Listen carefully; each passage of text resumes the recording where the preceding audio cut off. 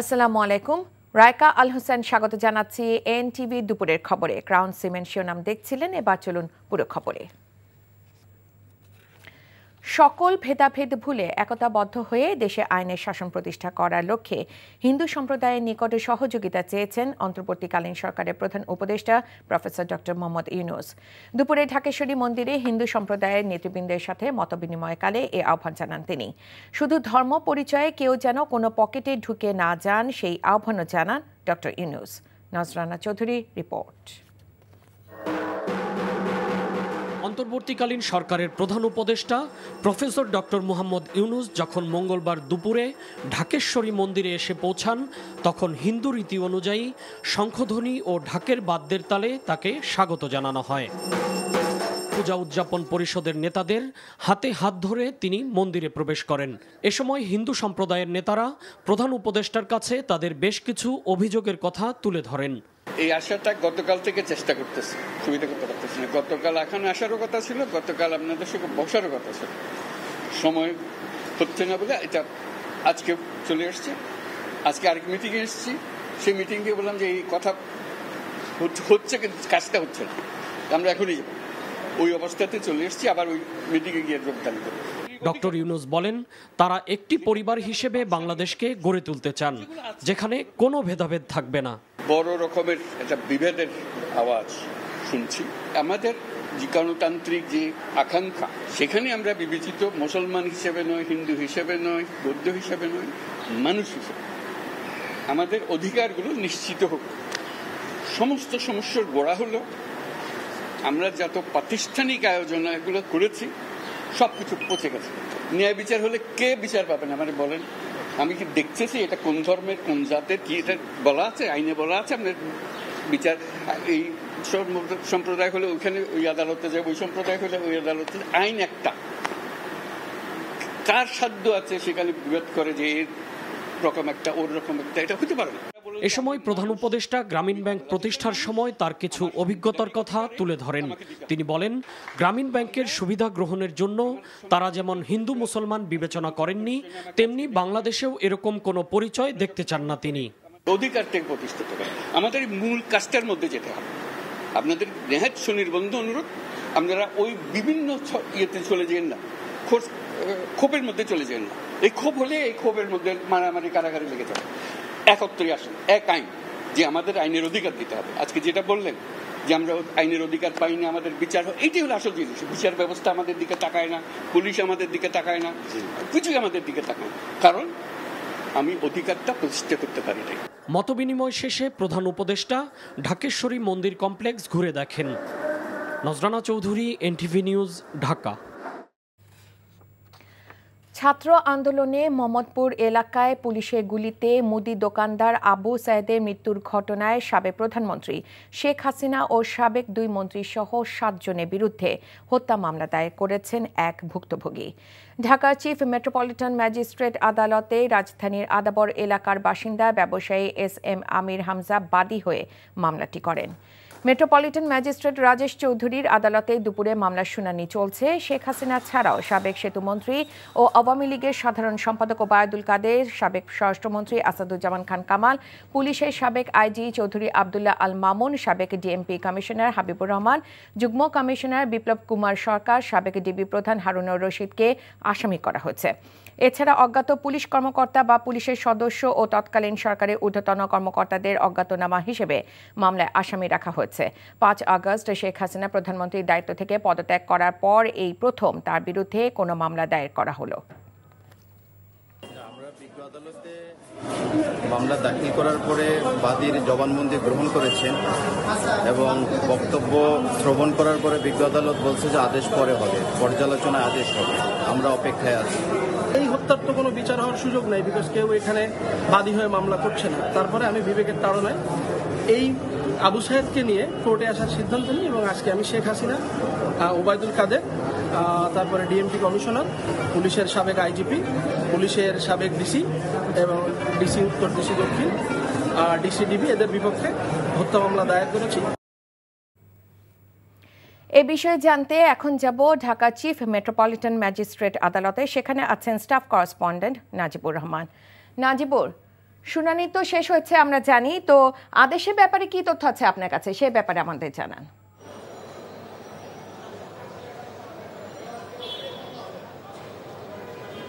5 August সদ্য বিদায়ী প্রধানমন্ত্রী শেখ হাসিনা দেশ ত্যাগ করার পর এই প্রথম তার বিরুদ্ধে এবং তার ঘনিষ্ঠ 2 মন্ত্রী এবং পুলিশ 3 কর্মকর্তার বিরুদ্ধে কিন্তু আজ সকালে মামলা দায়ের করা হয়েছে এবং বিচারক যেই chief metropolitan magistrate Rajesh Chowdhury তার আদালতে মামলা দায়ের করা হয়েছে এবং তিনি এটি গ্রহণ করেছেন এবং পর্যালোচনা চলছে।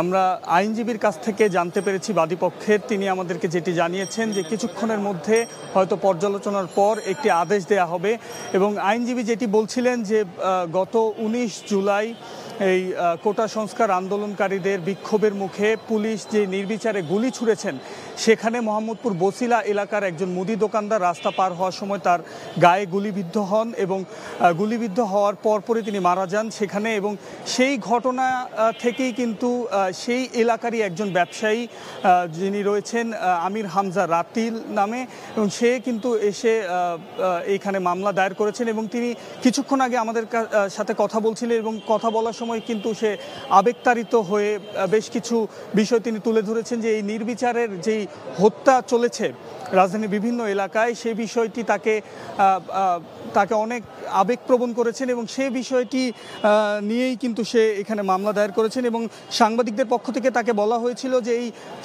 সদ্যবিদায়ী প্রধানমন্ত্রীর বিরুদ্ধে তিনি মামলা করেছেন সেক্ষেত্রে কোনো চাপ তার উপর প্রয়োগ করা হয়েছে কিনা। তবে সে যেটি বলছেন যে কোনো ধরনের চাপ তিনি ফিল করছেন না, এমনকি তিনি বলছেন যে শেষ পর্যন্ত তিনি মামলাটি লড়ে যাবেন এবং বাদীপক্ষের আইনজীবীও যথেষ্ট বলেছেন যে তিনি এই মামলাটি বিচারক ঠিকভাবে পর্যালোচনা করে সঠিক নির্দেশনায় জানছিলাম শেখ হাসিনা সহ 7 জনের বিরুদ্ধে হত্যা মামলা দায়েরের খবর। অন্তর্বর্তীকালীন সরকারের উপদেষ্টা পরিষদের সবশেষ উপদেষ্টা হিসেবে শপথ নিয়েছেন বীর মুক্তিযোদ্ধা ফারুকী আজম বীর প্রতীক। আজ বেলা 11টায় বঙ্গভবনে রাষ্ট্রপতি মোহাম্মদ শাহাবুদ্দিন তাকে শপথ বাক্য পাঠ করান। অন্তর্বর্তীকালীন সরকারের প্রধান উপদেষ্টা প্রফেসর ডক্টর মোহাম্মদ ইউনূস সহ উপদেষ্টা মণ্ডলীর বেশ কয়েকজন সদস্য এবং রাষ্ট্রের ঊর্ধ্বতন সামরিক কর্মকর্তারা শপথ অনুষ্ঠানে যোগ দেন। শপথ গ্রহণ শেষে ফারুকী আজমকে অভিনন্দন জানান প্রধান উপদেষ্টা ডক্টর মোহাম্মদ ইউনূস। নতুন দায়িত্ব নেওয়া উপদেষ্টারাও তাকে এই দায়িত্ব দেওয়ার জন্য প্রধান উপদেষ্টাকে ধন্যবাদ দেন। এর আগে গত 8 আগস্ট ঘোষিত 17 উপদেষ্টার মধ্যে প্রধান উপদেষ্টা সহ 14 জন শপথ নেন। পরবর্তীতে রোববার শপথ নেন আরও 2 জন উপদেষ্টা, কিন্তু ফারুকী আজম দেশের বাইরে থাকায় তিনি ওই 2 দফায় শপথ নিতে পারেননি। সুপ্রিম কোর্টের আপিল বিভাগে সদ্য নিয়োগ পাওয়া 4 বিচারপতিকে শপথ পাঠ করিয়েছেন প্রধান বিচারপতি সৈয়দ রেফাত আহমেদ। শপথ নেওয়া 4 বিচারপতি হলেন বিচারপতি জুবায়ের রহমান চৌধুরী, বিচারপতি সৈয়দ মোহাম্মদ জিয়াউল করিম, বিচারপতি মোহাম্মদ রেজাউল হক ও বিচারপতি SM এমদাদুল হক। সকালে সুপ্রিম কোর্টের জাজেস লাউঞ্জে বিচারপতিদের শপথ গ্রহণ অনুষ্ঠিত হয়। শপথ অনুষ্ঠান পরিচালনা করেন সুপ্রিম কোর্টের রেজিস্ট্রার জেনারেল আজিজ আহমেদ ভূঁইয়া। এর আগে সোমবার রাতে সুপ্রিম কোর্টের আপিল বিভাগে 4 জনকে বিচারপতি হিসেবে নিয়োগ দিয়েছেন রাষ্ট্রপতি মোহাম্মদ শাহাবুদ্দিন। গতকাল রাতে নিয়োগ সংক্রান্ত প্রজ্ঞাপন জারি করে আইন মন্ত্রণালয়। প্রজ্ঞাপনে বলা হয়, রাষ্ট্রপতি সংবিধানের 95 এর 1 অনুচ্ছেদের ক্ষমতা বলে সুপ্রিম কোর্টের হাইকোর্ট বিভাগে কর্মরত 4 জন বিচারককে তাদের শপথ গ্রহণের তারিখ থেকে আপিল বিভাগে বিচারক হিসেবে নিয়োগ দিয়েছেন। 4 বিচারপতি নিয়োগ কার্যকরের মধ্য দিয়ে আপিল বিভাগে বিচারপতির সংখ্যা দাঁড়ালো 6 জনে। বিচারক নিযুক্ত হইয়া সশ্রদ্ধ চিত্তের শপথ বা দৃঢ়ভাবে ঘোষণা করিতেছি যে আমি আইন অনুযায়ী ও বিশ্বস্ততার সহিত আমার পদের কর্তব্য পালন করিব। 15 আগস্ট কোনো কর্মসূচির নামে কেউ যাতে নাশকতা করতে না পারে সেজন্য সর্বোচ্চ সতর্ক অবস্থানে থাকবে আইন শৃঙ্খলা বাহিনী। সকালে বিজিবি হাসপাতালে আহতদের দেখতে গিয়ে একথা জানান স্বরাষ্ট্র উপদেষ্টা অবসরপ্রাপ্ত ব্রিগেডিয়ার জেনারেল অবসরপ্রাপ্ত M শাকওয়াত হোসেন। রাষ্ট্রীয় সব বাহিনীকে দানব বানিয়ে রেখেছিল উল্লেখ করে তিনি বলেন, বাহিনীগুলো আর কোনো সরকারের হুকুম পালন করবে না। যারা বাহিনীগুলোকে দানব বানিয়েছে তাদের বিরুদ্ধে আন্তর্জাতিক আইনে মামলা করা হবে। অভিযুক্ত পুলিশের বিরুদ্ধে সরকারি নীতি অনুযায়ী ব্যবস্থা নেওয়া হবে জানিয়ে তিনি বলেন, এরই মধ্যে রাষ্ট্রপতির কাছে একটি তালিকা দেওয়া হচ্ছে, বাকিদের তালিকা প্রস্তুত করা হচ্ছে। ইতোমধ্যে পুলিশ কমিশন তৈরির ব্যাপারে আলোচনা হচ্ছে। কমিশন হয়ে গেলে সেই নিয়মে পুলিশ চলবে বলেও জানান স্বরাষ্ট্র উপদেষ্টা।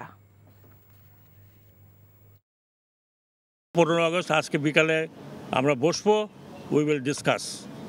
যেইটাই হয় there be heavy presence of police, কেউ যাতে কোনো রকমের গণ্ডগোল করতে না পারে। I will try to bring them on to the justice, দেশে এবং দেশের বাইরে, সে যত বড়ই হোক। আমার হাতে যদি পড়ে I will straightaway put them into jail. বিদেশে বসে দেশকে অস্থিতিশীল করার ষড়যন্ত্র করছে শেখ হাসিনা, এমন অভিযোগ করেছেন বিএনপি মহাসচিব মির্জা ফখরুল ইসলাম আলমগীর। দিনাজপুরে রানীর বন্দরে একটি অনির্ধারিত পথসভায় একথা বলেন তিনি। সংখ্যালঘুদের নিয়ে রাজনীতি করে দেশকে সাম্প্রদায়িক সংঘাতের দিকে ঠেলে দেওয়া হচ্ছে বলেও অভিযোগ করেন ফখরুল। বলেন, ভারতীয় মিডিয়ায় সংখ্যালঘুদের উপর হামলা নিয়ে মিথ্যাচার করছে আওয়ামী লীগ। নেতাকর্মীদের প্রতি আহ্বান জানান অন্তর্বর্তীকালীন সরকারকে সর্বাত্মক সহযোগিতা করার।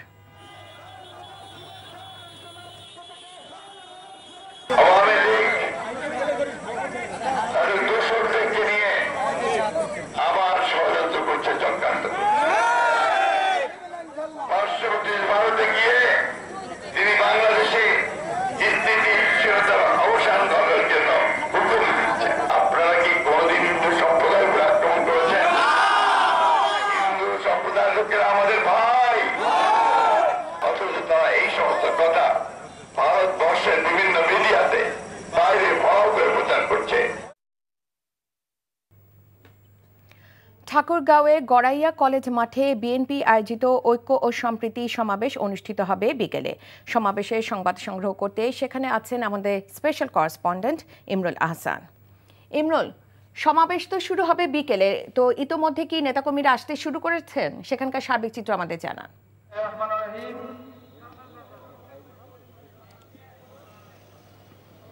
রায়কা, বেলা 3:30 আনুষ্ঠানিকভাবে এই ঐক্য এবং সম্প্রীতি সমাবেশে শুরু হবে।